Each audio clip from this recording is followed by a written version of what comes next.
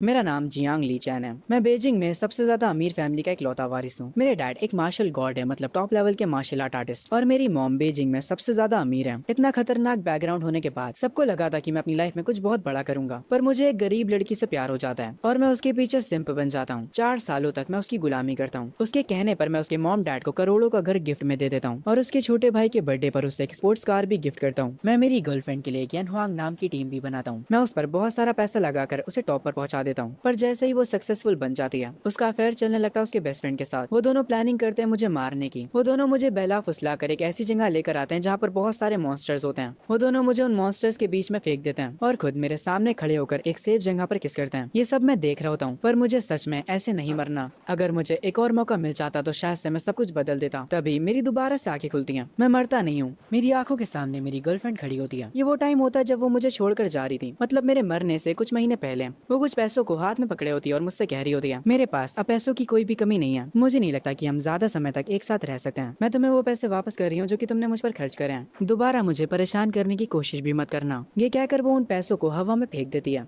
ये सब देखकर मैं हैरान हो जाता हूँ और समझ जाता हूँ कि मैं टाइम में पीछे आ चुका हूँ। उस टाइम में जब मेरी गर्लफ्रेंड ने मुझे धोखा दिया था, मैं उन पैसों की तरफ देखता हूँ जो कि वो मुझे वापस कर रही थी, और उसके बाद अपनी गर्लफ्रेंड को घूरने लग जाता हूँ। ये देखकर वो मुझसे कहती है, क्या तुम मुझसे कुछ कहना चाहते हो? ये मत कहना कि तुम मेरे पैर पकड़कर मुझसे माफी मांगने वाले हो, क्योंकि कुछ टाइम बाद तुम्हारी मुझसे माफी मांगने की भी औकात नहीं होगी। फिक्र मत करना, मैं तुम्हें अपनी गाड़ी साफ करने के लिए रख लूंगी। ये सुनने के बाद मैं ताली बजाने लगता हूँ और कहता हूँ, तुम ये क्या बकवास कर रही हो? तुम कितनी बड़ी गोल्ड डिगर हो यार। 4 सालों तक मैंने तुम पर अनगिनत पैसे खर्चा करे, और अब जबकि तुम टॉपर आ चुकी हो तो तुम मुझे छोड़कर जा रही हो। क्या बढ़िया प्लान था तुम्हारा। ये सुनने के बाद मेरी गर्लफ्रेंड गुस्सा हो जाती है और मुझसे कहती है, आखिर तुम ऐसा कैसे बोल सकते हो मेरे बारे में? तुमने जो करा वो तो बेर मिनिमम है। ये सब तो हर एक बॉयफ्रेंड अपनी गर्लफ्रेंड के लिए करता है। ये सुनने के बाद मैं उससे कहता हूँ, हाँ हाँ तुमने सही कहा, मैंने बेर मिनिमम ही करा है। तुम्हें जो सोचना है सोचो। वैसे भी तुम्हारे छोटे से दिमाग में तुम कितना ही बड़ा सोच सकती हो। मेरी गर्लफ्रेंड ये सुनकर कहती है, तुम बस जेलस हो कि मेरी यन हुआंग टीम टॉपर आ गई है। मैं इतनी ज्यादा सक्सेसफुल हो गई और तुम तो ग्रेजुएशन भी कंप्लीट नहीं कर पाए। ये सुनने के बाद मैं हंसते हुए कहता हूँ, हाँ हाँ मिस परफेक्ट, सही कहा आपने। जब मैं तुम्हारी कंपनी के ऊपर अनगिनत पैसे खर्चा कर रहा था, उसी बीच तुमने अपने बेस्ट फ्रेंड से चक्कर चला लिया। तुम्हारे में तो जरा सी भी शर्म नहीं है। और हाँ, अब मेरी बातें खत्म हुई तो जितनी जल्दी हो सके यहाँ से निकल जाओ। ये सुनकर वो और ज्यादा गुस्सा हो जाती है और कहती है, मेरा बेस्ट फ्रेंड सही कहता था, तुम एक नंबर के सेल्फिश हो।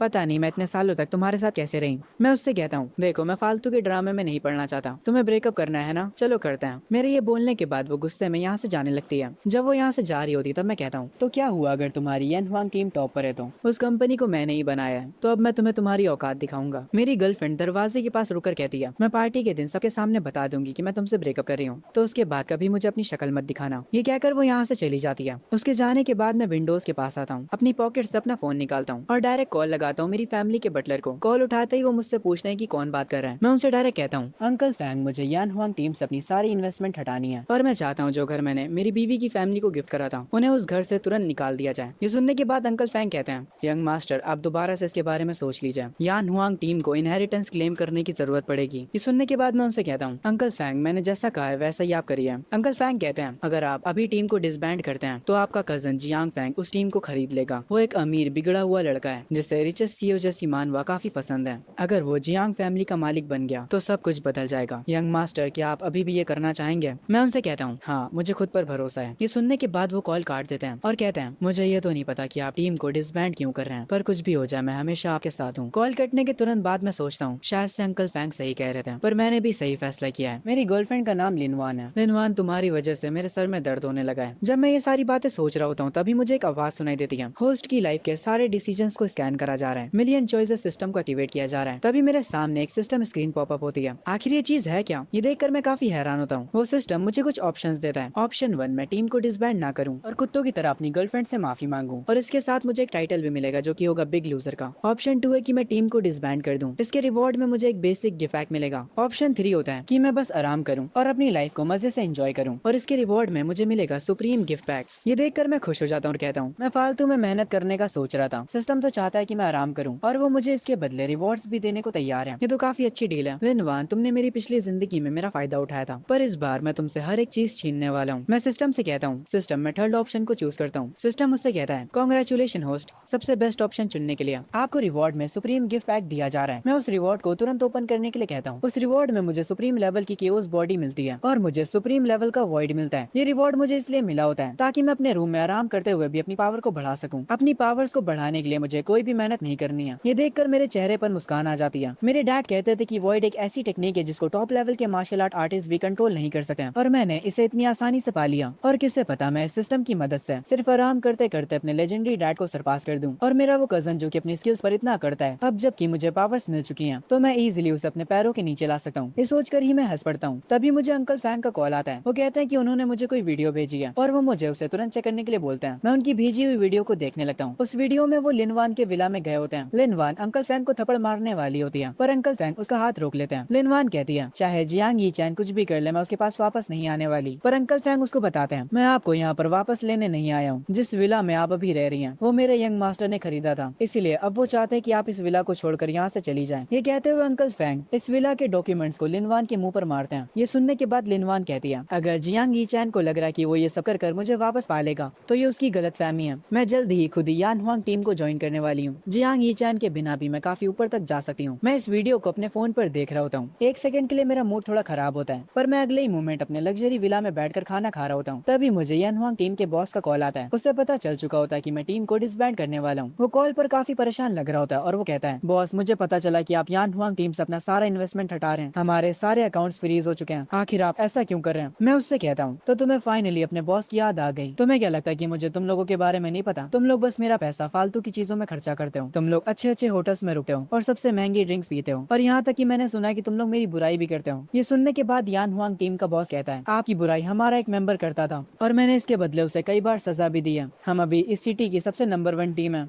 आप हमें ऐसे नहीं छोड़ सकते। ये सुनकर मैं कहता हूँ मेरे से बकवास मत करो बॉस, मैं हूँ कि तुम। मैं अब तुम लोगों के ऊपर एक फूटी कौड़ी भी इन्वेस्ट नहीं करने वाला। ये कहकर मैं फोन कट कर देता हूँ और वापस से अपना खाना खाने लगता हूँ। उसके बाद मैं जाकर अपने सोफे पर लेट जाता हूँ अपने आईपैड के साथ। मैं देखता हूँ कि मुझे अंकल फैंग का कॉल आ रहा है। मैं उनके फोन को उठाता हूँ और वो मुझे बताते हैं यंग मास्टर हमने लिनवान की फैमिली को आपके विला से निकाल दिया है पर फिर भी हमें कोई ऐसा चाहिए होगा जो कि आपकी बाकी की टीम्स को संभाल सके। मैं अंकल फैंग से कहता हूँ आप फिक्र मत करिए, मैं जल्दी किसी ऐसे को ढूंढ लूंगा जो कि सब कुछ मैनेज कर सके। तभी अचानक से मुझे कोई याद आता है जो कि मेरी हर एक टीम को मैनेज कर सकता है। ये सुनकर अंकल फैंग कहते हैं यंग मास्टर आपने किसे चुना है आपकी बाकी टीमों को मैनेज करने के लिए? मैं अंकल फैंग से कहता हूँ अंकल फैंग मेरी एक फियांसे भी तो है, वो ये सब संभालने के लिए सबसे बेटर चॉइस है। ये सुनने के बाद अंकल फैंग कहते हैं यंग मास्टर आपने तो हमेशा अपनी फियांसे को इग्नोर करा है। ये सुनने के बाद मैं कहता हूँ अंकल फैंग ये मैं पहले किया करता था, आप बस वैसा करिए जैसा मैं कह रहा हूँ। उसके बाद जैसे ही मैं अंकल फैंग का कॉल कट करता हूँ मैं तुरंत अपनी फियांसे की फोटो देखने लगता हूँ। ये लड़की सच में कितनी ज्यादा प्यारी है। मैं अपनी पिछली लाइफ में सच में बहुत बड़ा बेवकूफ था। मैंने इस जैसी लड़की को इग्नोर करा लिनवान के लिए। मैंने लिनवान को पब्लिक के बीच कन्फेस करा था और अपनी फियांसे की बेइज्जती करी थी, पर इस बार मैं वैसा नहीं करने वाला। अब जबकि मेरी फियांसे मेरी टीम्स को मैनेज करेगी मैं बिना किसी टेंशन के आराम कर सकता हूँ। मुझे सिस्टम की नोटिफिकेशन आती है कांग्रेचुलेशन होस्ट, आपने अपना काम दूसरों पर डाल दिया है। आप सच में बहुत ही ज्यादा लेजी हैं, इसीलिए आपको रिवॉर्ड में हाई लेवल गिफ्ट पैक मिलता है। मैं ये देखकर कहता हूँ ये रिवॉर्ड सुप्रीम वाले से तो अच्छा नहीं है पर फिर भी ये इतना बुरा भी नहीं है। सिस्टम इसे ओपन करो। मैं वापस अपने माइंड रियाल में चला जाता हूँ और मेरी बॉडी ग्लो करना स्टार्ट कर देती है। उसके बाद मैं अपने ऑफिस रूम में खड़ा होकर उस स्किल को अच्छे से देखने लगता हूँ। जो स्किल मुझे मिली है उसका नाम है वॉइड मिरर। ये एक टॉप कल्टीवेशन मेथड है जो कि सेलेस्टियल एनर्जी का इस्तेमाल करता है। सिस्टम मिलने के तुरंत बाद मुझे इतनी ज्यादा पावरफुल चीजें मिलने लगी। अगर ऐसे ही चलता रहा तो मैं तो इस दुनिया में सबसे ज्यादा ताकतवर बन जाऊंगा। मैं उस वॉइड मिरर को चेक करने लगता हूँ और मेरी जो सोल होती है वो एक सेकंड के लिए ट्रैवल करती है अंकल फैंग के पास और फिर तुरंत वहाँ से गायब हो जाती है। मेरे ऑरा को अंकल फैंग महसूस कर लेता हूँ और वो कहते हैं मुझे ऐसा लगा जैसे अभी अभी यंग मास्टर यहाँ पर आए थे, पर जिस टेक्निक की मदद से वो यहाँ पर आए थे वो बहुत ही ज्यादा पावरफुल टेक्निक है। यंग मास्टर अभी तक सिर्फ लेवल 2 पर है तो मुझे नहीं लगता कि वो कोई ऐसी टेक्निक का इस्तेमाल कर भी सकते हैं। मैं अगले दिन अपने विला में बैठकर ब्रेकफास्ट कर रहा होता हूँ। तभी अंकल फैंग मेरे पास आते हैं और मुझे बताते हैं यंग मास्टर आपकी फियांसे मिस सू यहाँ पर आ चुकी हैं। मेरी जो फियांसे होती है वो भी मेरे पास आकर डाइनिंग टेबल पर बैठ जाती है और वो मुझे मेरा ब्रेकफास्ट सर्व करने लगती है और वो मुझसे कहती है आप लिनवान के लिए डेली ब्रेकफास्ट बनाते थे और उसकी वजह से आपको सुबह 4 बजे उठना पड़ता था और आपने ये 4 सालों तक करा। जब मैं अपना फेस पोंछने जा रहा होता हूँ तो मेरी फियांसे सू मेरे पास आकर मेरा चेहरा एक बड़े कपड़े से पोंछने लगती है। वो बहुत ही ज्यादा खुश हो जाती है और कहती है आज मैं आपके बहुत ही ज्यादा क्लोज खड़ी हूँ। ये मोमेंट तो काफी बढ़िया है, मैं इसे ऑनलाइन पोस्ट करने वाली हूँ। मैं अंकल फैंग से कहता हूँ मुझे किसी पहाड़ पर बैठकर सनराइज देखनी है। अंकल फैंग कहते हैं जैसा आप कहे यंग मास्टर, मैं अभी आपके लिए कार रेडी करवाता हूँ। मैं उनसे कहता हूँ नहीं, कार की कोई भी जरूरत नहीं है।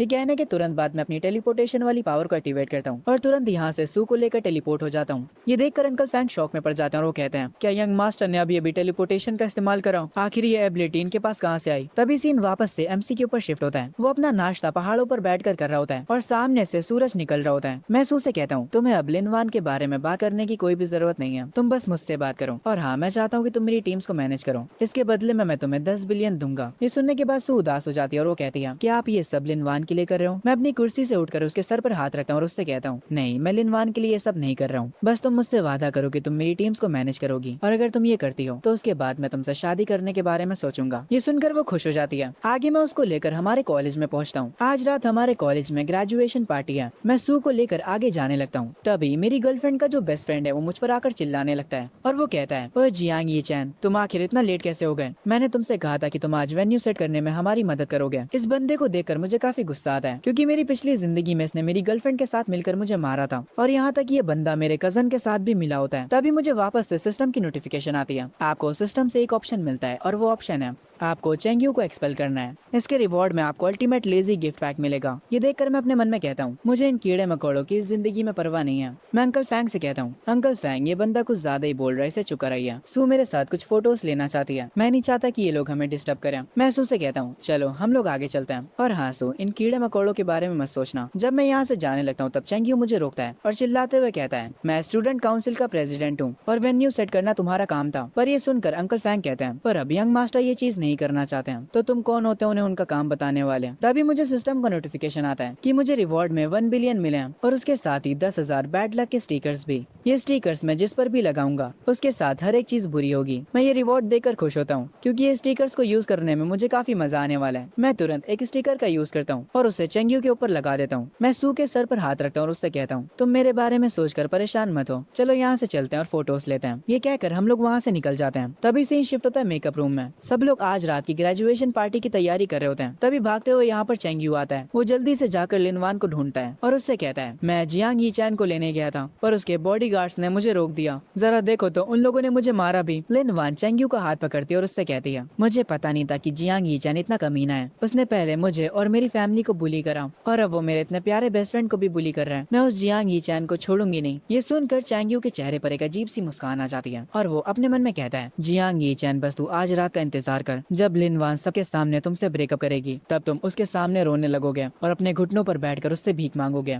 और ये देखने के बाद तुम्हारी फैमिली तुम्हें निकाल देगी और फिर तुम्हारी फैमिली का वारिस बन जाएगा जियांग फैंग। पर जो स्टिकर एमसी ने चेंग्यू के ऊपर लगाया था उसकी वजह से चेंग्यू के साथ बार बार बुरा हो रहा होता है। कभी वो खुद से जमीन पर गिर जाता है तो कभी कुछ और हो जाता है। इस चीज को देखकर वो काफी परेशान हो जाता है। तभी हम दो लोगों को देखते हैं, जिसमें मोटा वाला बंदा कहता है, अरे वो देखो जियांग यी चैन, आखिर वो सू के साथ क्या कर रहा है? वो तो लिनवान के पीछे पागल था ना। ये सुनकर ब्लॉन्ड बालों वाला बंदा कहता है, वो किसी के साथ भी हो मुझे उससे फर्क नहीं पड़ता। उसने जो मुझसे उधार ले रखा है वो बस उसे वापस कर दे। जियांग यी चैन ने मुझसे 3 मिलियन लिए थे, क्या वो मेरे पैसे आज रिटर्न करेगा? ये सुनकर मोटा वाला बंदा कहता है, हाँ शायद से जियांग यी चैन आज पैसे दे दे। हमें अभी पता चलता है कि जियांग यी चैन ने कॉलेज के हर एक बंदे से उधार ले रखा होता है। सारे लोग जब एक साथ मिलकर खड़े होते हैं और आपस में बता रहे होते हैं कि जियांग यी चैन ने उनसे कितना उधार लिया है, तभी उन्हें जियांग यी चैन दिख जाता है सू के साथ। वो लोग तुरंत उसके पास जाते हैं और उसे घेर लेते हैं। ये देखकर मैं उनसे पूछता हूँ, आखिर तुम लोगों ने मुझे घेर क्यों रखा है? उनमें से एक बंदा आगे आता और कहता है, जियांग यी चैन तुम कुछ भूल रहे हो। मैं उससे पूछता हूँ कि मैं क्या भूल रहा हूँ। दूसरा बंदा कहता है, आज तो हमारा कॉलेज खत्म हो रहा है और रात में ग्रेजुएशन पार्टी है, तो आज तुम्हें हमारे पैसे वापस दे देने चाहिए। सारे लोग मुझसे उनके पैसे वापस मांगने लगते हैं। तभी मुझे सिस्टम की नोटिफिकेशन आती है। होस्ट को 3 ऑप्शन दिए जाते हैं, या तो वो कोई बहाना ढूंढे और इन्हें पैसे वापस ना करें। इसके रिवॉर्ड में आपको एक टॉप लेवल का डेड बी टाइटल मिलेगा। ऑप्शन 2, आप अपनी ताकत का इस्तेमाल करके इन्हें डरा दें। इसके रिवॉर्ड में आपको एक लो लेवल का लेजी गिफ्ट पैक मिलेगा। ऑप्शन 3 में आप अभी इनके पैसे वापस कर दीजिए।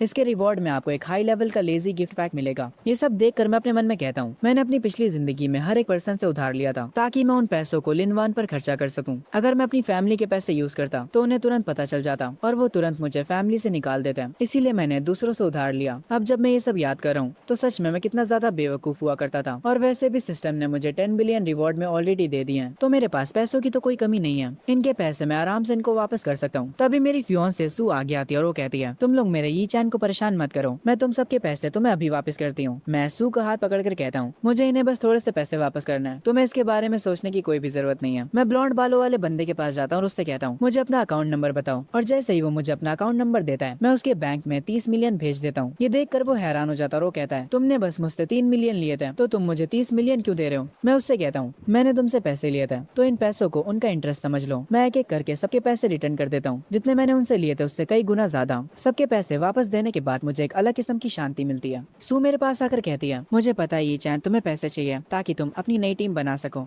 मैं उससे कहता हूँ कि तुम किस बारे में बात कर रही हो। तभी वो एक कार्ड को बाहर निकालती है और उसे मुझे देते हुए कहती है, मैं इतने सालों से अपनी पॉकेट मनी को सेव करी थी, तुम इन्हें खर्च कर सकते हो। और मुझे ये कार्ड देकर वो यहाँ से शर्माते हुए चली जाती है। मैं उस कार्ड को देख रहा होता हूँ और मेरे चेहरे पर एक स्माइल होती है। मुझे इन पैसों की कोई भी जरूरत नहीं है, पर फिर भी इस लड़की ने मेरे बारे में इतना सोचा। मैं अपनी पिछली लाइफ में सच में पागल था जो मैंने लिनवान को चुना। तभी मुझे मेरे हाई लेवल का लेजी गिफ्ट पैक मिल जाता है। मैं सिस्टम से कहता हूँ कि तुरंत उसे ओपन करें। उसके तुरंत बाद अचानक से मेरी बॉडी में एनर्जी जाने लगती है। मुझे पहले से काफी ज्यादा बेटर लगने लगता है। ये जो नई पावर मुझे मिली है उसकी मदद से मैं किसी भी ऑब्जेक्ट को दूर से कंट्रोल कर सकता हूँ। आगे जहाँ पर ग्रेजुएशन पार्टी होने वाली थी मैं वहाँ पर पहुँच जाता हूँ। अभी यहाँ पर ज्यादा लोग नहीं आए होते हैं, इसीलिए मैं थोड़ा वहाँ पर घूमने लग जाता हूँ। पर तभी मैं चेंग्यू के पास अपने कजन जियांग फैंग को आते हुए देखता हूँ। वो लोग आपस में बात करने लगते हैं। ये देखकर मैं सोचता हूँ आखिर ये जियांग फैंग चेंग्यू के साथ क्या कर रहा है। मेरी पिछली जिंदगी में तो जियांग फैंग लिनवान के साथ बातें कर रहा था। क्या इस बार रियलिटी चेंज हो रही है। चेंग्यू मेरे कजन से बात करने के बाद वहाँ से जाने लगता है। मेरा कजन मुझे वहाँ पर देख लेता है और मुझसे पूछता है, ओए ये चैन तुम यहाँ पर क्या कर रहे हो। मैं उससे कहता हूँ तुमसे मतलब कि मैं यहाँ पर क्या कर रहा हूँ। ये सुनकर मेरा कजन हंसने लगता है और वो कहता है, ये चैन तुम क्या बात कर रहे हो, क्या तुम मुझसे कम्पीट करने का सोच रहे हो। ये तो काफी इंटरेस्टिंग है, पर मैं तुम्हें पहले ही बता दूं ये सब मेरे प्लान का हिस्सा है। ये कहकर मेरा कजन जाने लगता है। ये देखकर मैं कहता हूँ इस बंदे को सच में के ड्रामास और मानवास पढ़ना बंद कर देना चाहिए। ये बंदा मेरे सामने कितनी क्रिंज लाइन बोल कर गया है, छपरी कहीं का। इसके तुरंत बाद मैं थोड़ा सीरियस हो जाता हूँ और कहता हूँ, पर मैं ये बात बिल्कुल भी नहीं भूल सकता। मेरी पिछली जिंदगी में इसने मुझे बर्बाद कर दिया था। इसने बाहर के लोगों के साथ मिलकर सू फैमिली और जियांग फैमिली में दरार ला दी थी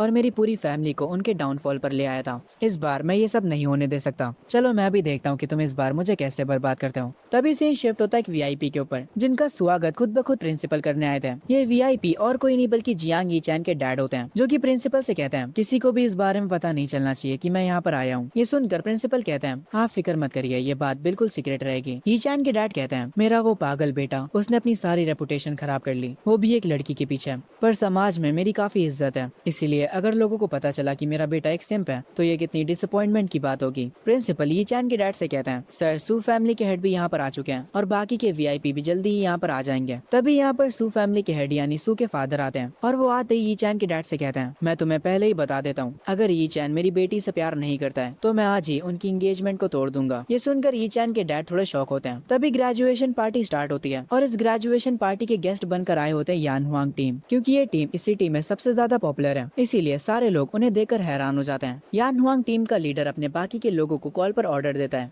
सारे लोग मेरी बात सुनो, हमारे बॉस जहाँ पर भी हैं उन्हें ढूंढो। जैसे ये ग्रेजुएशन पार्टी खत्म होगी हम तुरंत बॉस से बात करेंगे। यान हुआंग टीम को यहाँ पर देखकर चेंग्यू खुश हो जाता है। उसे लग रहा होता है कि जियांग यीचैन ने यान हुआंग टीम को बुलाया है ताकि वो लिनवान के लिए सेलिब्रेट कर सके। उसे लग रहा होता है कि यंग मास्टर जियांग फैंग का प्लान वर्कआउट कर जाएगा। वो ये सोचकर मुस्कुराने लगता है। वो ये बात तुरंत जाकर लिनवान को बताता है। ये सुनकर लिनवान खुश हो जाती है क्योंकि उसको भी लग रहा होता है कि यान हुआंग टीम उसके लिए आई है। वो लोग चुपके से यान हुआंग टीम को देखने के लिए जाते हैं। जब लिनवान यान हुआंग टीम के लीडर को देख लेती है वो मेकअप रूम में वापस आकर काफी ज्यादा खुश हो जाती है। चैंग उससे कहता है, तुम जल्दी यान हुआंग टीम की मेंबर बनने वाली हो। जियांग यीचैन के बिना भी तुम्हारा फ्यूचर काफी अच्छा है। चैंग लिनवान के फेस को टच करते हुए कहता है, मैं तुम्हारी मदद इसलिए कर रहा हूँ क्योंकि मुझे तुम्हारी सच में काफी परवाह है। तुम बस यीचैन से आज ब्रेकअप कर लो। ये सुनने के बाद लिनवान कहती है, पर मैं किस रीजन की वजह से उससे ब्रेकअप करूंगी। तभी चैंग अपना फोन बाहर निकालता है और वो सू और यीचैन की फोटो को लिनवान को दिखाता है। वो उसे बताता है कि तुम यीचैन पर चीटिंग के एलिगेशन लगा सकती हो। पर सू को यीचैन के साथ देखकर लिनवान काफी ज्यादा हैरान हो जाती है। वो काफी ज्यादा गुस्सा होती है। चेंग उससे कहता है, तुमने देखा, तुमने कल ही यीचैन से ब्रेकअप के बारे में बात करी और आज ही उसने एक नई लड़की सेट कर ली। ये सुनकर लिनवान को और भी गुस्सा आता है और वो कहती है,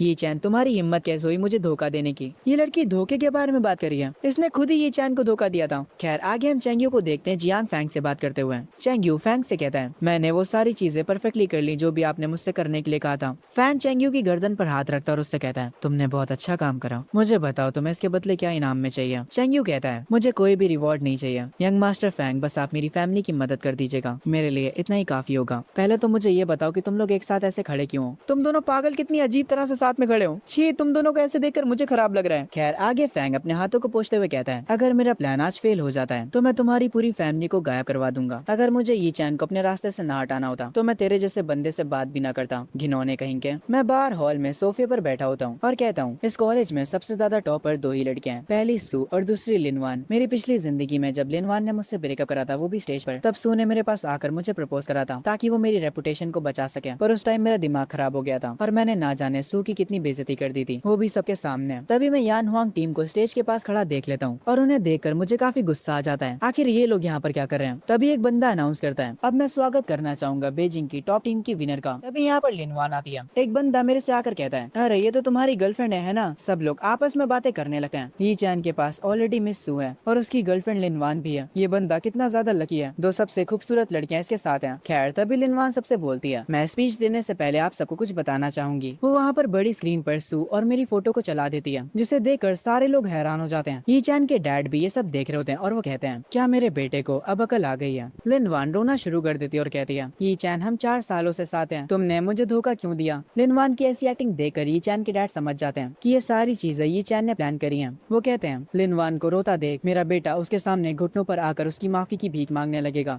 वो भी सबके सामने। उसके बाद सब कुछ खत्म हो जाएगा। पब्लिक उन फोटोज को देखकर पागल सी हो जाती है। ये चैन ने जिन लोगों को पैसे वापस करे थे उनमें से एक बंदा अपनी सीट पर खड़ा होकर चिल्लाते हुए कहता है तुम ये चैन के बारे में ऐसी बातें नहीं कर सकती हो, ये चैन के बिना तुम कुछ भी नहीं हो। उसको दूसरा वाला बंदा शांत कराता है और उससे कहता है ओए तुम ये चैन के सामने लिनवान को कुछ मत कहो, ये चैन लिनवान से बहुत ज्यादा प्यार करता है। अगर ये चैन को तुम्हारी कोई भी बात बुरी लगती है तो वो तुम्हें बर्बाद भी कर सकता है। तभी मुझे सिस्टम की नोटिफिकेशन आती है। आपको दोबारा से मल्टीपल ऑप्शंस दिए जाते हैं। पहला आप उसके सामने घुटनों पर बैठकर भीख मांगिए, दूसरा चुपचाप यहाँ से चले जाइए और तीसरा और आखिरी स्टेज पर जाकर उससे फेस करिए और उसके बाद लफड़े को एंजॉय करिए। आपको गिफ्ट में एक अल्टीमेट लेजी रिवॉर्ड मिलेगा। मैं लास्ट ऑप्शन को चुन लेता हूँ और जैसे ही मैं अपनी कुर्सी पर से उठता हूँ वहाँ पर भागते हुए सू आती है और वो सबके सामने खड़े होकर कहती है सारे लोग मुझे माफ करना, तुम लोग प्लीज ये चैन को ब्लेम मत करो, मैं वो हूँ जिसे ये चैन पसंद है, वो मेरा क्रश है। मुझे माफ करना लिनवान, मुझे तुम्हारे और ये चैन के बीच में नहीं आना चाहिए था, प्लीज ये चैन के ऊपर गुस्सा मत हो। ये सुनकर एक बंदा अपनी कुर्सी पर खड़ा होकर चिल्लाते हुए कहता है मुझे लगता है कि ये चैन ने हमारी गॉडेस सू को धमकाया है, वरना वो लिनवान से माफी क्यों मांगती। सारे लोगों को ये चैन के ऊपर गुस्सा आ रहा होता है क्योंकि उन लोगों को बिल्कुल भी पसंद नहीं आता सू का माफी मांगना, क्योंकि वो सारे के सारे लोग सू को पसंद करते थे। जो सू के फादर होते हैं वो वीआईपी रूम में बैठकर ये सब देख रहे होते हैं। वो काफी ज्यादा गुस्से में होते हैं, वो अपने चाय के कप तक को तोड़ देते हैं। ये चैन के डैड अपने मन में कह रहे होते हैं मेरे बेटे दोबारा से कोई गलत फैसला मत लेना, अगर तुमने अभी लिनवान का साथ दिया तो हमारी फैमिली और सू फैमिली के बीच दरार आ जाएगी। जब मैं सू को ये सारी बातें कहता हुआ सुनता हूँ मैं तुरंत उसकी तरफ स्टेज पर जाने लगता हूँ। सू को डर लगने लगता है और वो अपने मन में कह रही होती है ये चैन जरूर से मुझ पर गुस्सा होने वाला है, शायद से वो मुझे थप्पड़ भी मार दे। तभी पीछे से लिनवान कहती है रुक जाओ ये चैन, मैं 4 सालों तक तुम्हारे साथ रही हूँ और तुम सू के साथ मिलकर मुझे धोखा दे रहे हो। मैंने सच में एक गलत इंसान पर भरोसा कर लिया। ये चैन मेरी बात सुनो, मैं अभी तुमसे ब्रेकअप कर रही हूँ। मैं लिनवान के पास जाता हूँ और कोल्ड एक्सप्रेशंस के साथ उसे देकर कहता हूँ क्या तुम्हारी बकवास खत्म हुई, और उसके बाद उसे एक जोर का थप्पड़ मारता हूँ और इससे पहले कि वो रिएक्ट करे मैं उससे कहता हूँ तुम्हारी औकात कैसे हुई सू को खुद से कंपेयर करने की, टैलेंट और स्किल्स के मामले में वो तुमसे कई गुना आगे है, तुम्हें छोड़कर मैंने सही फैसला किया। ये सुनकर चैंग्यू और फैंग जो कि एक साथ खड़े होते हैं वो दोनों ही काफी शौक हो जाते हैं। आगे मैं लिनवान से कहता हूँ मुझे समझ आ गया कि तुम क्या करना चाहती हो, तुम सबके सामने इसलिए ऐसी एक्टिंग कर रही हो ताकि तुम मेरी रेपुटेशन को खराब कर सको, तुम कितनी खराब लड़की हो। ये सुनकर लिनवान को काफी गुस्सा आता है और वो कहती है तुमने मुझे सिर्फ इसलिए धोखा दिया क्योंकि सू एक अमीर फैमिली से बिलोंग करती है। मैंने इतनी मेहनत करी थी ताकि मैं यन हुआंग टीम में अपनी जगह बना सकूं और वो सब मैंने तुम्हारे लिए किया, और तुमने क्या किया, तुमने मुझे धोखा दे दिया, तुम तो एक इंसान कहलाने के लायक भी नहीं हो। मैं लिनवान की बातों पर ध्यान भी नहीं देता और सू को लेकर स्टेज पर जाने लगता हूँ। लिनवान भी हमारे पास आकर खड़ी हो जाती है, पर जो पब्लिक होती है वो ये सब सुनकर काफी ज्यादा गुस्सा हो जाती है। वो हमारे ऊपर सामान फेंकना शुरू कर देती है। तभी यहाँ पर एंट्री होती है यन हुआंग टीम की, जिन्हें देखकर सारे लोग शौक हो जाते हैं और शांत भी। वहाँ जितने भी लोग होते हैं वो सब खुश हो जाते हैं। उन्हें लग रहा होता है कि यन हुआंग टीम लिनवान के साथ है। सबको लग रहा होता है कि यन हुआंग टीम अभी ये चैन को सजा देगी। सारे लोग काफी खुश होते हैं। जैसे यन हुआंग टीम का लीडर स्टेज पर आता है लिनवान काफी खुश हो जाती है और वो उनके लीडर से जाकर कहती है आप सब लोग यहाँ पर मेरा साथ देने के लिए आए हैं ना। पर ये सुनकर लीडर कहता है हम तुम्हारा साथ क्यों देंगे, हमने तुम्हें कब का हमारी टीम से निकाल दिया है। ये सुनकर लिनवान को काफी ज्यादा गुस्सा आता है और वो चिल्लाते हुए कहती है तुम लोग मुझे टीम से कैसे निकाल सकते हो, मैंने टीम में आने के लिए 4 सालों तक मेहनत करी है और तुम मुझे इतनी आसानी से नहीं निकाल सकते हो। लिनवान काफी जोरों से रो रही होती है। यन हुआंग टीम का कैप्टन ये देखकर कहता है अब बस भी करो लिनवान। उसके बाद वो कैप्टन मेरे आगे घुटनों पर बैठ जाता है और मुझसे कहता है बॉस मैं यन हुआंग टीम का कैप्टन हूँ, हमने लिनवान को टीम से निकाल दिया है। यन हुआंग टीम के कैप्टन को यी चैन के सामने अपने घुटनों पर बैठा देख लिनवान काफी ज्यादा हैरान हो जाती है। मैं लिनवान के पास चलते हुए आता हूँ और उससे कहता हूँ हमेशा एक चीज याद रखना, अगर मैंने मैंने तुम्हें कुछ दिया है तो मैं उसे वापस छीन भी सकता हूँ। तुमने मेरी मदद को अपनी मेहनत का नाम दे दिया। तुम पागल वागल हो क्या? वहाँ पर जितने भी लोग बैठे होते हैं वो सब आपस में बातें करने लगते हैं। यान हुआंग टीम तो जियांग फैमिली के अंडर है ना, और अगर देखा जाए तो ये चैन का सरनेम भी जियांग है, तो क्या इसका ये मतलब है कि वो जियांग फैमिली का वारिस है? लिनवान को ये तो पता था कि उसका बॉयफ्रेंड अमीर है, पर उसे ये बात बिल्कुल भी नहीं पता थी कि उसका बॉयफ्रेंड एक बहुत ही अमीर फैमिली से बिलोंग करता है। वो अपने घुटनों पर गिर जाती है, उसका ब्रेन कुछ भी प्रोसेस नहीं कर पा रहा होता है। वो उसके पास आने की कोशिश करती है, पर ये चैन के गार्ड्स उसे रोक लेते हैं। मैं लिनवान से कहता हूँ, मेरे बारे में भूल जाओ, हम दोनों वैसे भी एक अलग दुनिया से थे। मैं वो था जिसने तुम्हारी मदद करी टॉप पर जाने के लिए, पर अब मैं तुमसे वो सारी चीजें वापस ले रहा हूँ जो कुछ भी मैंने तुम्हें दिया है। ये सुनकर लिनवान को गुस्सा आ जाता है। वो अपनी पावर्स को एक्टिवेट करती है और कहती है, तुमने मुझे कुछ भी नहीं दिया है, मैंने वो सब खुद से कमाया है। वो वहाँ के गार्ड्स को नुकसान पहुंचाने लगती है, पर तभी यान हुआंग टीम का कैप्टन अपनी पावर्स का यूज करता है और वो एक ही अटैक में लिनवान को जमीन पर गिरा देता है। मैं लिनवान से कहता हूँ, वैसे मैं तुम्हें बताना भूल गया, तुम्हारे पास जो कुछ भी हुआ करता था अब वो सब कुछ जा चुका है। उसके बाद मुझे जो रिवॉर्ड में गिफ्ट पैक मिला होता है मैं उसे ओपन करता हूँ। मुझे एक लेजेंडरी बीस्ट मिलता है और काफी सारे पैसे भी, और उसके साथ साथ मुझे एक मिस्टीरियस बॉक्स मिलता है। इस बॉक्स को पकड़कर मेरी जो भी विश होगी वो तुरंत पूरी हो जाएगी। जब मैं सू के पास खड़ा होकर उस बॉक्स को देख रहा होता हूँ तभी यान हुआंग टीम का कैप्टन कहता है, बॉस क्या आप हमें दोबारा से सपोर्ट कर सकते हैं? मैं ये सुनकर इरिटेट हो जाता हूँ और उससे कहता हूँ, आखिर मैं तुम लोगों जैसे आलसी बंदों की मदद क्यों करूंगा? पूरी यान हुआंग टीम मुझसे माफी मांगती है और एक और मौके की विनती करती है। ऐसा सीन अपने सामने देखने के बाद सारे लोग आपस में बातें करने लगते हैं। मैं इन्हें ऐसा करता देख और भी ज्यादा इरिटेट हो जाता हूँ और इनसे कहता हूँ, अगर बात लिनवान के सपनों की ना होती तो मैं तुम लोगों के ऊपर एक फूटी कौड़ी भी खर्च ना करता। मैं पागलों की तरह तुम लोगों पर पैसे लुटाए जा रहा था, पर तुम लोग मेरे पैसों से मेंशंस और फैंसी कार्स खरीद रहे थे और अमीरों वाले क्लब में मजे कर रहे थे। मेरी फैमिली हमेशा सबको बस एक ही मौका देती है, दोबारा हम किसी को भी मौका नहीं देते हैं, क्योंकि मैंने तुम्हारी टीम को बनाया था। इसीलिए अब मैं ऑफिशियली अनाउंस करता हूँ, यान हुआंग टीम को मैं डिसबैंड कर रहा हूँ। ये सुनने के बाद कैप्टन कहता है, बॉस इस बात को एक बार दोबारा सोच लीजिए, हम इस सिटी में नंबर 1 पोजीशन पर हैं। ये सुनने के बाद मैं कहता हूँ, तो मैं क्या करूँ? मैंने कहा तो यान हुआंग टीम डिसबैंड हो चुकी है, अब तुम सब यहाँ से जा सकते हो। मेरे ये कहते ही कैप्टन एटीट्यूड में आ जाता है और वो बोलता है, ये चैन हमारे बिना तुम अगली टीम लीग कैसे जीतोगे? तुम्हें जरूर से इसका पछतावा होगा। ये सब देखकर सू अपने मन में सोच रही होती है, ये चैन ने यान हुआंग टीम लिनवान के लिए स्टार्ट करी थी और अब वो इस टीम को खत्म कर रहा है। क्या इसका ये मतलब है कि ये चैन अब लिनवान से प्यार नहीं करता? खैर ये सारा सीन देखकर पब्लिक आपस में काफी बातें बना रही होती है और कह रही होती है, ऐसा लगता है कि ये चैन पागल हो चुका है। यान हुआंग इस सिटी की सबसे टॉप की टीम है और इसने उसे ऐसे ही डिसबैंड कर दिया। ये लड़का सच में पागल हो चुका है और वैसे भी टीम टूर्नामेंट जल्दी होने वाला है, तो इसे ये अभी तो नहीं करना चाहिए था। खैर आगे कुछ स्टूडेंट्स मेरे लिए तालियां बजाने लगते हैं। मैं स्टेज पर खड़ा होता हूँ और अपने मन में सोच रहा होता हूँ, मेरी पिछली जिंदगी में सिर्फ लिनवान के लिए मैंने हर मुमकिन कोशिश करी यान हुआंग टीम को जिताने की, और वो आखिरकार जीत भी गई। थंडर टीम सेकंड रैंक पर आई थी और फीनिक्स थर्ड पर, और ये जो फीनिक्स टीम थी उसे भी मैंने ही बनाया था। वो सारे के सारे काफी अच्छे फाइटर्स थे, पर क्योंकि मैंने अपनी पिछली जिंदगी में उन पर ध्यान नहीं दिया तो वो सारे लोग मेरे कजन फैंग के साथ मिल गए। खैर आगे सू मेरा हाथ पकड़कर कहती है, ये चैन चलो चलते हैं। मैं उसे रोकर कहता हूँ, एक सेकंड रुको, मेरे पास तुम्हारे लिए एक प्रेजेंट है, और मैं उसे वो मिस्टीरियस विश बॉक्स दे देता हूँ। वो उसको देकर काफी खुश हो जाती है। वो तुरंत उसे ओपन करती है। हमारे आसपास काफी खतरनाक धुआं आ जाता है और जैसे ही धुआं हटता है हम दोनों के कपड़े चेंज हो जाते हैं। हम दोनों वेडिंग ड्रेस में आ जाते हैं। हम दोनों को देखकर सारे लोग हैरान रह जाते हैं। मैं अपने ऊपर वेडिंग ड्रेस देखकर समझ जाता हूँ कि सू की बस एक ही विश है और वो है मुझसे शादी करना। मैं उसके काफी क्लोज आकर उससे पूछता हूँ, क्या तुम्हें ये गिफ्ट पसंद आया? उसकी आंखों से आंसू आने लगते हैं और वो कहती है,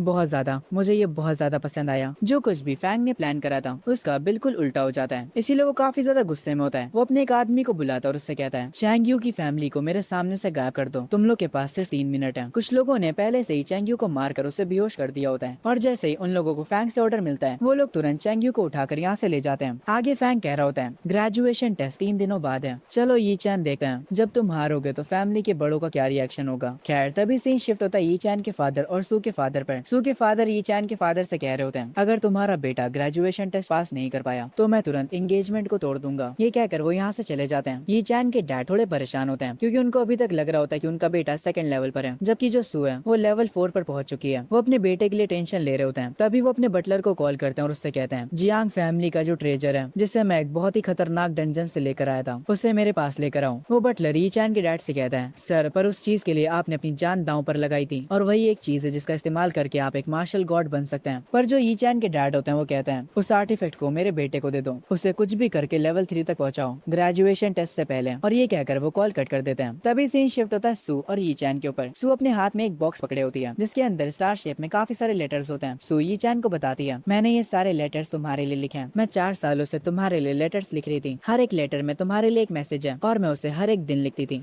एमसी थोड़ा पागल वागल है क्या? ऐसी लड़की को छोड़कर उसे लिनवान पसंद आ गई। कितनी खराब पसंद है इस बंदे की। खैर आगे ये चैन उस बॉक्स को सू से ले लेता है और उसके एफर्ट्स के लिए उसका शुक्रिया बोलता है। ये सुनकर सू काफी ज्यादा खुश हो जाती है क्योंकि 4 सालों में ये पहली बार था जब ये चैन ने उसे शुक्रिया बोला। वो कहती है, पहली बार तुमने मुझे शुक्रिया बोला। मैं आज की तारीख को याद रखूंगी और हर साल इसे सेलिब्रेट करूंगी। मैं उससे कहता हूँ, क्या ये करना जरूरी है? सू ये सुनकर कहती है, हाँ जरूरी है, तुमसे जुड़ी हर एक बात जरूरी है। उसके बाद जब मैं और सू वॉक करते हुए आगे जा रहे होते हैं तभी सू के फादर की कार हमारे पास आकर रुकती है और वो सू को कार में बैठने के लिए कहते हैं। पर सू कहती है, डैड आज मैं यी चैन के साथ रहना चाहती हूँ। पर उसके डैड उस पर गुस्सा करते हैं और उसे वापस से कार में बैठने के लिए कहते हैं और उसे धमकी देते हैं, अगर तुम कार में नहीं बैठोगी तो मैं कल ही तुम्हारी एंगेजमेंट को तोड़ दूंगा। मैं सू की तरफ देखते हुए कहता हूँ, कोई बात नहीं, अभी के लिए तुम घर जाओ। मजबूरन उसे कार में बैठना पड़ता है। वो मुझसे कहती है, कल मैं तुम्हारे लिए एक स्पेशल लंच बना कर लाऊंगी। मैं उसकी बातों को सुनकर मुस्कुराता हूँ। सू के जो फादर होते हैं वो मुझसे कहते हैं, तुम ये एक्टिंग करके मुझे पागल नहीं बना सकते। ग्रेजुएशन एग्जाम 3 दिनों बाद है, अगर तुम अच्छे रिजल्ट्स नहीं लाए तो मैं सू की और तुम्हारी एंगेजमेंट को तोड़ दूंगा। मुझसे ये कहकर वो यहाँ से चले जाते हैं। मैं अपने मन में कह रहा होता हूँ, इन्हें क्या लगता है कि मैं एक्टिंग कर रहा हूँ और ग्रेजुएशन एग्जाम में इन्हें मुझसे रिजल्ट चाहिए। चलो सोचते हैं कि ग्रेजुएशन एग्जाम को मजेदार कैसे बनाते हैं। उसके बाद मैं अपने घर आ जाता हूँ और सोचने लगता हूँ, मेरी पिछली जिंदगी में मैंने लिनवान और उसकी फैमिली को सपोर्ट करने के लिए हर एक चीज करी। मैंने हर किसी से पैसे उधार लिए, यहाँ तक कि मेरे विला में जो भी कीमती सामान था मैंने वो सब कुछ बेच दिया और सबसे चीपेस्ट कुक्स और मेट्स को हायर किया। पर मेरी इस नई लाइफ में मैं मजे करने वाला हूँ। अगर मुझे आराम करना है तो मैं अपनी लाइफ को सबसे हाई क्वालिटी का बनाऊंगा। तभी मुझे सिस्टम की नोटिफिकेशन आती है, आपकी थिंकिंग की वजह से आपको एक हिडन रिवॉर्ड दिया जा रहा है। सिस्टम मुझे वापस से रिवॉर्ड में 10 बिलियन दे देता है और मॉन्स्टर इंसाइक्लोपीडिया और साथ ही में मार्शल आर्ट्स गाइड बुक भी देता है। यहाँ तक कि हर एक चीज की नॉलेज मुझे तुरंत आ जाएगी और वो मेरे दिमाग में बस जाएगी। एग्जाम 3 दिनों बाद है और वो 2 तरह से होगा। पहला 7 सब्जेक्ट्स मॉन्स्टर्स के ऊपर, सारी चीजें उनके बारे में होंगी और मुझे हर एक चीज को पास करना होगा, तभी मैं फेज 2 में जा पाऊंगा। फेज 2 में हमें एक दूसरे डायमेंशन में भेजा जाएगा मॉन्स्टर्स को मारने के लिए, क्योंकि अब सिस्टम ने मुझे इन्फिनाइट नॉलेज दे दिया तो अब मुझे एग्जाम में फेल होने की चिंता बिल्कुल भी नहीं है। मुझे एक और रिवॉर्ड मिला होता है जिसका नाम होता है सुप्रीम एयर। मैं उस स्किल का इस्तेमाल करता हूँ ये देखने के लिए कि ये किस काम की है। पर तभी मुझे पता चलता है कि अगर मैं इस स्किल का यूज करूँ तो मैं अपने बेड के ऊपर आराम करते हुए भी 10 घंटों में लेवल अप कर जाऊंगा। इस दुनिया में जितने भी जीनियस हैं उनमें से कोई भी एक रात में लेवल अप नहीं कर सकता। उन्हें कम से कम 1 महीना लगता है एक लेवल को बढ़ाने में। मेरा ये सिस्टम तो काफी ज्यादा खतरनाक है। इस सिस्टम का क्या मतलब है कि मैं आराम करते हुए भी लेवल अप कर सकता हूँ। तभी सीन शिफ्ट होता है सू के घर पर, जहाँ पर सू के डैड उससे कह रहे होते हैं वो बस तुमसे प्यार करने का दिखावा कर रहा है ताकि वो तुम्हारा फायदा उठा सके और तुमसे अपना काम निकलवा सके, जैसे कि उसकी टीम को मैनेज करना। मेरी बेवकूफ लड़की, ये बात तुम्हें क्यों नहीं समझ आती है? पर सू ये सुनने के बाद कहती है, डैड क्या आप ये सच बोल रहे हो? सू के डैड कहते हैं, हाँ मेरी बेटी मैं सच बोल रहा हूँ, ये चैन तुम्हारे प्यार के लायक ही नहीं है। पर ये सुनने के बाद सू कहती है, ये तो काफी अच्छी बात है, ये चैन मेरा इस्तेमाल कर रहा है। पहले तो वो मेरी तरफ देखता भी नहीं था, अब मैं उसे और भी अच्छे से ट्रीट करूंगी। सू ये सुनकर पता नहीं क्यों काफी ज्यादा खुश हो जाती है। सू के डैड कहते हैं, अगर ये चैन ग्रेजुएशन टेस्ट फेल कर जाता है तो मैं तुम्हारी शादी जू फैमिली के यंग मास्टर से करवा दूंगा, वो पहले से तुम्हें पसंद करता है। ये कहकर सू के डैड यहाँ से चले जाते हैं। सू पीछे से उनसे कह रही होती है, नहीं मैं शादी करूंगी तो सिर्फ ये चैन से। उसके बाद सू कहती है, मुझे अब याद आया मेरे भाई के पास एक आर्टिफैक्ट है जो कि काफी ज्यादा कीमती है। अगर मैं उस आर्टिफैक्ट को ये चैन को दे दूं तो उसकी कल्टीवेशन काफी ज्यादा इंप्रूव हो जाएगी। अब इसे शिफ्ट होता है फैंग के घर पर, जहाँ पर वो अपने फादर को बता रहा होता है कि इस बार वो फेल हो गया और कैसे जियांग ये चैन अचानक से बदल गया। मैंने जो पूरा प्लान किया था वो उसने बिगाड़ दिया। पर तभी फैंग के डैड कहते हैं, तुम्हें टेंशन लेने की कोई भी जरूरत नहीं है, तुम्हें जियांग फैमिली का वारिस बनना है ना। ये चैन ने इस बार बहुत ही बेवकूफी भरा काम करा है, उसने यान हुआंग टीम को डिसबैंड कर दिया। इसीलिए अगर तुम 3 महीने बाद जो टीम लीग होने वाली है उसमें जीत जाते हो तो तुम अपनी पोजीशन सिक्योर कर सकते हो। ये सुनने के बाद फैंग अपने फादर को थैंक यू बोलता है उसे ये सारी बातें बताने के लिए। उसके बाद वो वापस से जोश में आ जाता और कहता है, ये चैन तुम बस सेकंड लेवल पर हो, तुम बस इंतजार करो और मैं तुम्हें धूल चटा दूंगा। उसके बाद सीन शिफ्ट होता है लिनवान के घर पर, जो कि एक बहुत ही छोटा सा और टूटा फूटा घर होता है। लिनवान अपने घर के बाहर खड़ी होती है। उसके पेरेंट्स अंदर से कहते हैं, तुम बाहर खड़ी होकर क्या कर रही हो? चलो भी अब अंदर आ जाओ, तुम्हारा दिमाग खराब हो गया था जो तुमने ये चैन से ब्रेकअप कर लिया, वो भी सबके सामने। अब तुम्हारे घुटनों पर बैठने का क्या फायदा है? तुम्हें तो उसके सामने घुटनों पर बैठकर माफी मांगनी चाहिए थी। हमने तुमसे पिछले दिन क्या कहा था, जाकर ये चैन से माफी मांगो। लिनवान ये सब सुनकर रोने लगती और कहती है, डैड पर ये चैन ने मुझसे झूठ बोला, उसने मुझसे काफी सारी बातें छुपाई, तो आखिर मैं उससे ब्रेकअप क्यों ना करती। ये सुनने के बाद लिनवान की मॉम कहती है, तुम्हारी औकात भी कैसे हुई ये चैन से बहस करने की? वो एक बहुत ही बड़ी फैमिली का यंग मास्टर है, वो हमारी पूरी फैमिली के सारे खर्चे उठा रहा था और तुम्हारे सपनों को भी पूरा करने में तुम्हारी मदद कर रहा था और तुमने उससे ब्रेकअप कर लिया। लिनवान का भाई कहता है, मुझे नहीं पता सिस्टर कि आप ये कैसे करने वाली हो, पर आपको कुछ भी करके मेरे ब्रदर इन लॉ को वापस लाना होगा, वरना मैं आपको कभी भी अपनी सिस्टर दोबारा नहीं कहने वाला। बोला। लिनवान रोते हुए कहती है, सब लोग मुझे माफ कर दो, मुझे लगा था कि यी चैन एक नॉर्मल रिच फैमिली से बिलोंग करता है। लिनवान के डैड उससे कहते हैं, मैं तुम्हें पहले ही बता देता हूँ, अगर तुम उसे वापस लेकर नहीं आई तो तुम मेरी बेटी नहीं हो। लिनवान का पूरा चेहरा ब्लैंक पड़ जाता है। उसकी फैमिली लगातार उससे यी चैन को वापस लाने के लिए कह रही होती है। तभी से ही शिफ्ट होता है यी चैन के ऊपर, जिसे सिस्टम बता रहा होता है आप वॉइड स्क्रिप्चर के लेवल 4 पर पहुंच चुके हैं। मैं इस टाइम पर कल्टीवेशन ही कर रहा होता हूँ। ये देख कर मैं मुस्कुराता हूँ। उसके बाद मैं अपनी आंखें खोलकर ग्रैंड वॉइड टेक्निक का यूज करता हूँ और अगले ही सेकंड एक पोर्टल ओपन हो जाता है। मैं तुरंत अपने घर से सीधा एक बिल्डिंग की छत पर टेलीपोर्ट हो जाता हूँ। मैं एक ही बार में 3000 मीटर्स दूर तक टेलीपोर्ट हो सकता हूँ। बिल्डिंग की छत पर खड़े होकर मैं नीचे देखने लगता हूँ। नीचे से जो भी लोग मुझे बिल्डिंग की टॉप पर देख रहे होते हैं वो सारे के सारे लोग हैरान हो जाते हैं। उनमें से कुछ लोग तो पुलिस को भी कॉल कर लेते हैं। मैं थोड़ी देर तक बिल्डिंग के रूफ टॉप पर खड़ा रहता हूँ और उसके बाद तुरंत वापस से यहाँ से टेलीपोर्ट हो जाता हूँ। मुझे टेलीपोर्ट होता देख एक बंदा देख लेता है और वो तुरंत समझ जाता है कि ये चीज कोई बहुत ही पावरफुल बंदा कर सकता है। तभी जब मैं अपने घर वापस आता हूँ मैं देखता हूँ सू मेरे लिए नाश्ता बनाकर लाई है। मैं सू से कहता हूँ, तुम्हें रोज रोज ये करने की कोई भी जरूरत नहीं है, मैंने एक बहुत ही अच्छी शेफ टीम को हायर किया है, वो लोग ये सब संभाल लेंगे। पर ये सुनकर सू की आंखों में आंसू आ जाते हैं और वो कहती है, नहीं तुम ऐसा नहीं कर सकते, आखिर नाश्ते के बहाने ही तो मैं तुम्हें देखने आ जाती हूँ, अगर कोई दिन मैं तुम्हें ना देख पाऊँ तो मैं तो पागल ही हो जाऊंगी। मैं उससे कहता हूँ ठीक है मैं समझ गया। ये सुनकर वो काफी ज्यादा खुश हो जाती है और मुझसे कहती है, आज से मैं ही तुम्हारे लिए नाश्ता बनाकर लाऊंगी और वो भी हमेशा के लिए। तभी अंकल फैंग मेरे पास भागते हुए आते हैं और मुझसे कहते हैं, यंग मास्टर बाहर काफी बड़ी भीड़ लगी हुई है, काफी सारे वर्कर्स और शेफ बाहर खड़े हुए हैं, वो सब कह रहे हैं कि आपने उन्हें हायर किया है। मैं ये सुनकर कहता हूँ, उन लोगों से कहो कि मेरा इंतजार करें, मैं थोड़ी देर में आता हूँ। अंकल फैंग कहते हैं, कुछ ही दिनों में आपके एग्जाम शुरू होने वाले हैं, आप और ज्यादा आराम नहीं कर सकते हैं। थोड़ी देर बाद मैं सोफे पर बैठा होता हूँ और एक लड़की मेरा मसाज कर रही होती है और मैं कह रहा होता हूँ, अमीर आदमी ऐसे ही जिंदगी गुजारते हैं और ऐसे आराम करते करते मैं लेवल अप भी कर रहा हूँ। मेरे फिजिकल स्टेट्स काफी ज्यादा बढ़ चुके हैं और रिवॉर्ड के तौर पर मुझे एक डिवाइन बीस्ट भी मिल चुका है। जब मैं अपने डिवाइन बीस्ट के साथ बैठा होता हूँ मुझे अंकल फैंग और सू देख लेते हैं। वो दोनों काफी ज्यादा हैरान हो जाते हैं। अंकल फैंग मुझसे पूछते हैं, मास्टर क्या आप लेवल 3 पर पहुंच चुके हैं? सू कहती है, मुझे तुम्हारे पास से काफी स्ट्रॉन्ग एनर्जी फील हो रही है, क्या तुम सच में लेवल 3 पर पहुंच चुके हो? मैं उन दोनों से कहता हूँ, हाँ तुम लोग ऐसा सोच सकते हो। हम देखते हैं जो ट्रेजर यी चैन के फादर ने उसे देने के लिए कहा था, अंकल फैंग वही ट्रेजर को लेकर आए होते हैं। वो यी चैन को सब कुछ समझा देते हैं कि इसे पीकर वो अपने लेवल को बढ़ा सकता है और अच्छे से कल्टीवेट कर सकता है। मैं उस पोशन को देखकर कहता हूँ, ये तो वही पोशन है जिसका मेरे फादर इस्तेमाल करते हैं ताकि वो मार्शल गॉड लेवल को सरपास कर सके। क्या ये मुझे इसलिए दे रहे हैं क्योंकि मैं थोड़ा अजीब बिहेव कर रहा था? तभी सू कहती है, यी चैन मैंने बहुत मेहनत करी है इस पोशन को चुराने में, तुम्हें इसे लेना होगा। तभी मेरा सिस्टम वापस से मुझे मल्टीपल चॉइसेस देता है। पहला ऑप्शन होता है स्टैंडर्ड लेजी बंडल, दूसरा रैंडम लेजी बंडल, तीसरा हाई लेवल लेजी बंडल और सिस्टम आपको तीसरा ऑप्शन चुनने को रिकमेंड कर रहा है। इसका इफेक्ट आपको तुरंत ही मिल जाएगा। तभी मैं अपने डिवाइन बीस्ट को खिलाने लगता हूँ और मैं उस बीस्ट को वो पोशन पिला देता हूँ जो कि मेरे डैड ने मुझे दिया था। सू मुझसे पूछती है, तुमने ये पेट कब लिया और ये कौन सी ब्रीड है? मैं उससे कहता हूँ, ये मेरा न्यू पेट है और इस पेट को सच में पालना बहुत मुश्किल है क्योंकि मैंने उस पोशन की बोतल को अपने बीस्ट को पिला दिया। ये देखकर अंकल फैंग रोने लग जाते हैं क्योंकि वो पोशन बहुत ही ज्यादा कीमती था, उसकी कोई भी कीमत नहीं थी। मैं अंकल फैंग से कहता हूँ, आप चिंता मत करिए अंकल फैंग, वैसे भी मुझे कल्टीवेशन में कोई खास इंटरेस्ट है नहीं, मेरे से अच्छा तो मैं अपने पेट को ही ये पिला दूं, इसकी मदद से ये जल्दी ही ग्रो हो जाएगा।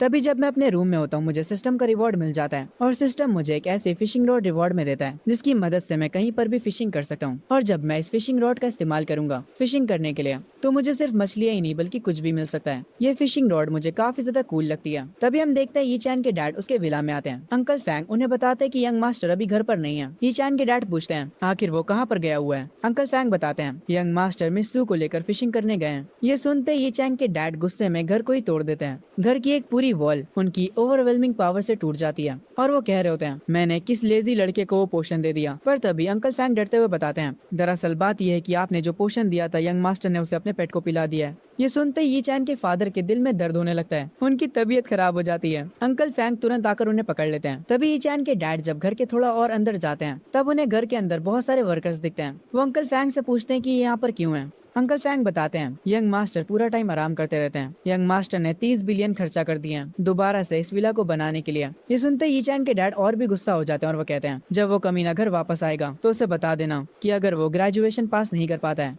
तो हम उसे जियांग फैमिली का वारिस नहीं बना पाएंगे, मैं उसको फैमिली से भी निकाल दूंगा। ये कहकर यी चैन के डैड यहाँ से जाने लगते हैं। तभी सीन शिफ्ट होता है यी चैन के ऊपर, जहाँ पर सू उसको फिशिंग रॉड पकड़ा रही होती है। वो खुद कुर्सी पर जाकर बैठ जाती है। मैं सू से कहता हूँ, मुझ पर भरोसा रखो, आज मैं बहुत ही ज्यादा फिशिंग करने वाला हूँ। कुछ लोग यी चैन को फिशिंग करते हुए दूर से देख रहे होते हैं और वो लोग आपस में बातें कर रहे होते हैं। तुम लोग ज्यादा तेज मत बोलो, वो लड़का जियांग फैमिली से बिलोंग करता है। तो क्या हुआ अगर वो जियांग फैमिली से बिलोंग करता है? तो फिशिंग करने के लिए तुम्हारे पास स्किल्स होनी चाहिए। तुम्हें पता भी हो मार्शल आर्टिस्ट है। अरे वो जो भी हो, अगर वो एक भी मछली पकड़ लेता है तो मैं इस पूरे तालाब का पानी पी जाऊंगा। तभी मेरी फिशिंग रॉड में कुछ फंसता है। मैं तुरंत ताकत लगाकर उसे जोर से खींचने लगता हूँ और जब मेरी फिशिंग रॉड बाहर आती है तो मैं देखता हूँ कि उस फिशिंग रॉड में जूते फंसे हुए हैं, जिसे देखकर सू काफी खुश हो जाती है और वो कहती है, भले ही हमने कोई भी मछली ना पकड़ी हो, कम से कम हमें इतने प्यारे जूते तो मिल गए। वैसे ये जूते कोई आम नहीं होते हैं, ये असल में मेरी फिशिंग रॉड का कमाल है। ये फिशिंग रॉड असल में रेयर आइटम्स को लेकर आती है। उसके बाद मैं वापस से फिशिंग चालू करता हूँ और मुझे दोबारा से एक जूते मिलते हैं, जिसे देखकर वो बाकी के मछुआरे जो कि मुझे देख रहे थे वो सबके सब हंसने लगते हैं। मैं दोबारा से फिशिंग करने में लग जाता हूँ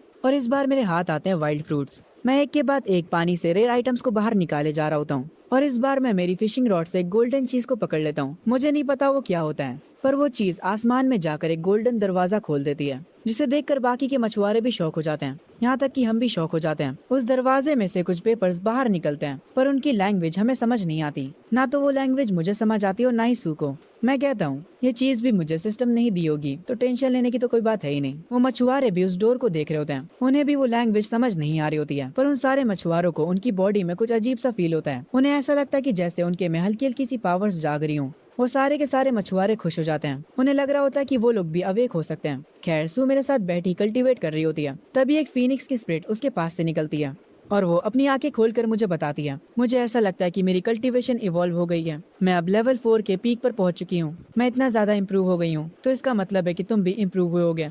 पर मैं सू से कहता हूँ, नहीं मेरे साथ कुछ ऐसा नहीं हुआ। सू मुस्कुराते हुए कहती है, कोई बात नहीं, तुम कितनी सारी पावरफुल चीजें कर सकते हो। तुम पहले से ही काफी अमेजिंग हो। मैं तुमसे काफी ज्यादा इम्प्रेस हो चुकी हूँ। मैं ये सुनकर मुस्कुराता हूँ। मैं फिशिंग रॉड को वापस से स्टोरेज में रख लेता हूँ और सू से कहता हूँ, तुम कितनी प्यारी बातें करती हो। हमने आज के लिए बहुत ज्यादा फिशिंग कर ली है, तो चलो अब घर वापस चलते हैं। तभी सीन शिफ्ट होता है सू के घर पर। टीवी पे उसी नदी की न्यूज चल रही होती है जहाँ पर यी चैन फिशिंग करने के लिए गया था। जो गोल्डन डोर वहाँ पर ओपन हुआ था, उसकी वजह से काफी सारे लोग अवेक हो जाते हैं। इसी न्यूज को देखकर सू के फादर कहते हैं, काफी सारे कल्टीवेटर्स का लेवल बढ़ चुका है उस डोर के कांटेक्ट में आकर। अगर मैं भी उस डोर के पास होता तो शायद से मैं मार्शल गॉड के लेवल तक पहुंच जाता। तभी यहाँ पर सू आ जाती है और वो आते ही अपने डैड से कहती है, डैड मैं यी चैन के घर से खाना खाकर आई हूँ। मैं अपने कमरे में जा रही हूँ, इसलिए मुझे डिस्टर्ब मत करिएगा। उसके डैड उसे रुकने के लिए बोलते हैं और उससे कहते हैं, तुम वहीं पर रुक जाओ। मैंने सुना है कि तुम अभी तक यी चैन के साथ घूम रही हो और उसी की वजह से तुम अपनी कल्टीवेशन की प्रैक्टिस भी नहीं कर पा रही हो। खैर आगे सिस्टम मुझसे कहता है, कांग्रेचुलेशन होस्ट, आप लेवल 4 पर पहुंच चुके हैं। अब आपकी वॉइड टेक्निक काफी ज्यादा एडवांस हो चुकी है। आपकी बॉडी को और भी ज्यादा पावरफुल बना दिया गया है। जैसे ही सिस्टम मुझे ये बताता है, मैं तुरंत से अपनी शर्ट को ऊपर करके अपनी बॉडी को देखता हूँ। मेरी बॉडी के ऊपर किसी भी तरह के अटैक्स का असर नहीं हो रहा था। इसका मतलब है कि अब मुझे किसी भी चीज से खतरा नहीं है। उसके बाद मैं अपने घर से एक बहुत दूर की बिल्डिंग पर टेलीपोर्ट करता हूँ और इस बार मैं 10,000 मीटर दूर तक टेलीपोर्ट हुआ हूँ, जो कि पिछले लेवल से 3 गुना ज्यादा है। अगर मेरे पास ऐसी पावर्स मेरी पिछली जिंदगी में होती तो शायद से मैं तब भी सिंप होता। मैं अपने घर पर आकर खुद को एक थप्पड़ मारता हूँ और अपने आप को याद दिलाता हूँ, मैं अब कोई सिंप नहीं हूँ। मुझे अब बस अपनी लाइफ एंजॉय करने पर फोकस करना चाहिए। तभी सीन शिफ्ट होता है यी चैन के पेरेंट्स पर। उसकी मॉम यी चैन के डैड से कहती है, आखिर आप यी चैन के ग्रेजुएशन टेस्ट में क्यों नहीं आना चाहते? जिस पर यी चैन के डैड कहते हैं, नहीं मैं वहाँ पर नहीं जाने वाला। वहाँ पर जू फैमिली और होजोंग फैमिली के लीडर्स भी होंगे। वो बस मेरे बेटे को हारते हुए देखना चाहते हैं ताकि वो लोग मेरा मजाक बना सके, और अगर ऐसा होता है तो मैं उस मजाक को बर्दाश्त नहीं कर पाऊंगा। यी चैन की मॉम कहती है, पर फिर भी वो हमारा बेटा है तो मैं तो जरूर जाऊंगी उसके ग्रेजुएशन टेस्ट में। ये सुनकर यी चैन के डैड कहते हैं, हाँ ठीक है तुम चली जाना। जैसे ही ग्रेजुएशन टेस्ट के रिजल्ट आएंगे तो फिर हम जियांग फैंग को फैमिली का हेड बना देंगे। जियांग फैंग वही एमसी का कजन। तभी सीन शिफ्ट होता है वापस से एमसी के ऊपर। वो आराम करते करते 5वें लेवल तक पहुंच चुका होता है और अब वो हर एक चीज का मास्टर बन चुका है। वो ये देखकर काफी ज्यादा खुश होता है। वो अपने सारे स्टेट्स को चेक करता है और उसके सारे स्टेट्स ओवर पावर्ड हो चुके होते हैं। ये देखकर एमसी कहता है, पिछली बार मैं सिर्फ लेवल 2 तक पहुंच पाया था और इस बार टाइम में पीछे आने के बाद कुछ ही दिनों में मैं लेवल 5 पर पहुंच गया। एमसी बालकनी के पास जाकर कुछ पंचेस थ्रो करता है हवा में और उन पंचेस की पावर से एक पेड़ टूट जाता है। ये देखकर एमसी खुश हो जाता है। उसके बाद अगली सुबह मैं सू को लेकर कॉलेज आया होता हूँ। वो मुझे इतना बदला हुआ देखकर मुझसे कहती है, तुम आजकल काफी ज्यादा बदले हुए लग रहे हो। ये सुनकर मैं उससे कहता हूँ, कभी कभी बदलना जरूरी होता है। जब मैं और सू कॉलेज के गेट के पास होते हैं तभी वहाँ पर आकर लिनवान हमें रोक लेती है और वो आते ही मुझसे कहती है, क्या तुम सू के साथ इसलिए घूम रहे हो क्योंकि तुम मुझे जेलस कराना चाहते हो? मैं मानती हूँ कि मैंने ग्रेजुएशन पार्टी में कुछ ज्यादा ही बोल दिया था, पर तुम तुम भी पूरी तरह से सही नहीं थे, तुम्हारी भी गलती थी। मैं तुमसे माफी मांगने आई हूँ, इसीलिए मुझे माफ कर दो। तुम भी मुझसे माफी मांगो, और अगर तुम ऐसा करते हो तो शायद से मैं तुमसे पैचअप कर लूँ। ये सुनकर मैं इरिटेट हो जाता हूँ। तुम पागल हो गई हो क्या? लिनवान को ऐसा करते देख वहाँ पर जितने भी स्टूडेंट्स होते हैं वो आपस में बात करने लगते हैं। ये लिनवान में इतनी ज्यादा हिम्मत कहाँ से आ रही है? ये अभी भी यंग मास्टर जियांग को परेशान कर रही है। ये लड़की कितनी ज्यादा गिरी हुई है। उन सब की बातें सुनकर लिनवान को गुस्सा आता है और वो चिल्लाते हुए मुझसे कहती है, आखिर तुम कुछ बोल क्यों नहीं रहे? मैंने ऑलरेडी तुमसे माफी मांग ली है, तो अब ज्यादा अकड़ो मत। तभी मुझे सिस्टम दोबारा से मल्टीपल चॉइसेस देता है। पहला ऑप्शन, मैं लिनवान को माफ कर दूं और उसके साथ वापस से रिलेशनशिप में आ जाऊं। इसके रिवॉर्ड में मुझे एक लूजर का टाइटल मिलेगा। ऑप्शन 2, मैं इसे इग्नोर कर दूं और सू को लेकर यहाँ से चला जाऊं। इसके रिवॉर्ड में मुझे एक लो लेजी रिवॉर्ड मिलेगा। और ऑप्शन 3 है, मैं लिनवान की काफी अच्छी तरह से बेइज्जती करूं और उसके बाद यहाँ से जाऊं। इसके रिवॉर्ड में मुझे प्रीमियम लेजी गिफ्ट पैक मिलेगा। मैं ऑप्शन 3 को तुरंत चुन लेता हूँ और उसके बाद मैं सू का हाथ पकड़ता हूँ। लिनवान से कहता हूँ, सू अपने घर की बड़ी बेटी है, तुम तो इसकी तरह सुंदर भी नहीं हो। ये टैलेंट के मामले में भी तुमसे कई गुना आगे, और इसकी फैमिली काफी ज्यादा अमीर भी है। तुम सू के आगे कुछ भी नहीं हो। लिनवान रोना शुरू कर देती और कहती है, पर तुमने तो कहा था कि तुम मुझसे हमेशा प्यार करने वाले हो। मुझे इस लड़की पर थोड़ा गुस्सा आता और मैं अंकल फैंग से कहता हूँ, अंकल फैंग, मेरी तरफ से इस लड़की को 2 थप्पड़ मारी है। ये लड़की कुछ ज्यादा ही बोल रही है। ये सुनकर अंकल फैंग थोड़े हैरान होते हैं और वो कहते हैं, यंग मास्टर, क्या आप सच में चाहते हैं कि मैं इसे थप्पड़ मारूं? मैं अंकल फैंग से कहता हूँ, हाँ मैं यही चाहता हूँ। इस लड़की की औकात कैसे हुई मेरी फियांसे से कम्पीट करने की? अंकल फैंग लिनवान के पास जाकर उसे एक जोर का थप्पड़ मारते हैं। वहाँ पर जितने भी लोग खड़े होते हैं वो सब कहते हैं, लिनवान तुम इसी लायक हो, तुम्हारे साथ तो ऐसा ही होना चाहिए था। सब लोग लिनवान के ऊपर हंस रहे होते हैं। लिनवान रोते हुए कहती है, तुम दोनों को जरूर से इसका पछतावा होगा, और सू तुम्हें ये चैन बस इस्तेमाल कर रहा है ताकि वो मुझे जेलस फील करा सके। खैर, मैं और सू उसकी बातों पर ध्यान नहीं देते हैं। सू मुझसे कहती है, एग्जाम शुरू होने में बस आधा घंटा बचा है। मैं सू के सर पर हाथ रखकर उससे कहता हूँ, तो मैं तुम्हारे एग्जाम के लिए गुड लक। तभी थोड़ी देर बाद सिस्टम मुझे बताता है, कांग्रेचुलेशन होस्ट, रिवॉर्ड क्रेडिट हो चुका है। आपको फंड्स में 10 बिलियन मिले हैं और साथ ही में 10,000 स्टार फ्रूट्स भी। स्टार फ्रूट्स में प्योर स्टार एनर्जी है। अगर आप इन्हें खाते हैं तो आपकी फिजिक काफी ज्यादा बूस्ट हो जाएगी और आपका लेवल भी काफी तेजी से बढ़ेगा। मैं उस स्टार फ्रूट को अपने डिवाइन बीस्ट को खिला देता हूँ और अब मेरे डिवाइन बीस्ट को बस थोड़ा सा ही लेवल अप करना है। उसके बाद उसकी बीस्ट स्किल अनलॉक हो जाएगी। खैर, मेरा भी एग्जाम शुरू होने वाला होता है। टीचर हम सबको बता रही होती है, तुम लोगों का ये एग्जाम ऑनलाइन होगा। अगर तुम लोग गलती से भी चीटिंग करने के लिए एआई का इस्तेमाल करते हो तो तुम्हें तुरंत एग्जाम से बाहर निकाल दिया जाएगा। और हाँ, अब तुम लोगों का एग्जाम शुरू होता है। पहले तो मैं सोचता हूँ कि मैं इस एग्जाम में टॉप स्कोर करूंगा, पर तभी सिस्टम मुझे एक ऑप्शन देता है। पहला होता है कि मैं अच्छे से मेहनत करूँ और अच्छे नंबर्स लाऊं, और दूसरा ऑप्शन वो होता है जिसे खुद ब खुद सिस्टम रिकमेंड करता है। मैं टेस्ट को सीरियसली ना लूं और उसे पूरा खाली छोड़ दूं, बस पास होने भर के नंबर्स ले आऊं। क्योंकि इस ऑप्शन को चुनने पर मुझे एक अच्छा रिवॉर्ड मिल रहा होता है, इसीलिए मैं बिना किसी देरी के इस ऑप्शन को चुन लेता हूँ। और उसके बाद मैं क्वेश्चन पेपर पर आंसर लिखना शुरू कर देता हूँ। मुझे बस पासिंग मार्क्स लाने थे। मैं आधे घंटे में सारे क्वेश्चंस को सॉल्व कर लेता हूँ और उसके बाद मुझे सिस्टम की नोटिफिकेशन आती है, कांग्रेचुलेशन होस्ट, आपने 100 लेजी पाथ चुन लिया है। इसके बदले आपको सुप्रीम लेजी गिफ्ट पैक मिला है। मैं ये देखकर खुश होता हूँ और सिस्टम से कहता हूँ कि गिफ्ट को तुरंत ओपन किया जाए। सिस्टम मुझे एक ब्लैक गॉड आर्मर देता है और उसके बाद फंड्स में 10 बिलियन दोबारा से, और उसी के साथ में 1 lakh top tier solid element pills.